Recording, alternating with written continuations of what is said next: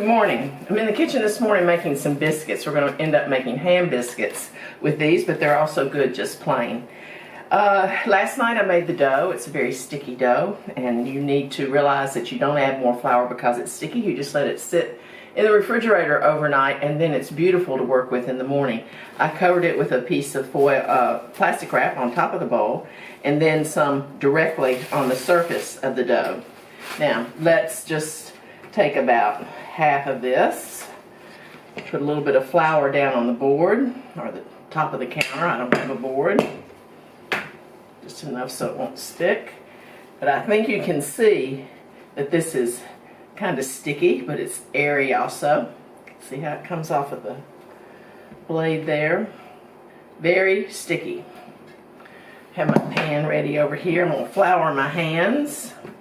And instead of using my rolling pin right off the bat, I'm just going to pat it out with my hands. And this is the only extra flour it'll get, whatever it takes just to, and that's fairly heavy.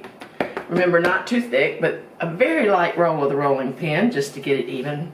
This is one of my favorite rolling pins. It's a nice olive wood, the untapered. So, they're ready to put on the pan. That's it. And I have two biscuit cutters. This is my preferred for ham biscuits. It's 1.5 inches, but this was my mother's, and that's a 2-inch biscuit cutter. It's a little bent and ragged, but that makes it more special. And I use these more for a dinner size biscuit. But we're going to simply cut these out, place them on the sheet pan, and when you place them on the sheet pan, I have them touching each other.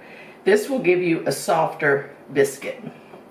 Now, because this dough has yeast in it, you can choose to let them come to room temperature and rise a bit. They won't rise much. In fact, it's almost imperceptible.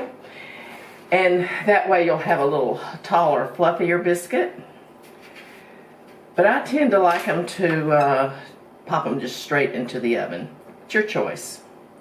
They're going to go into a 400-degree oven, and it takes about 10 or 12 minutes. Rotate the pan in the middle. And they come out and they're ready to go, and then we'll show you how to wrap them up.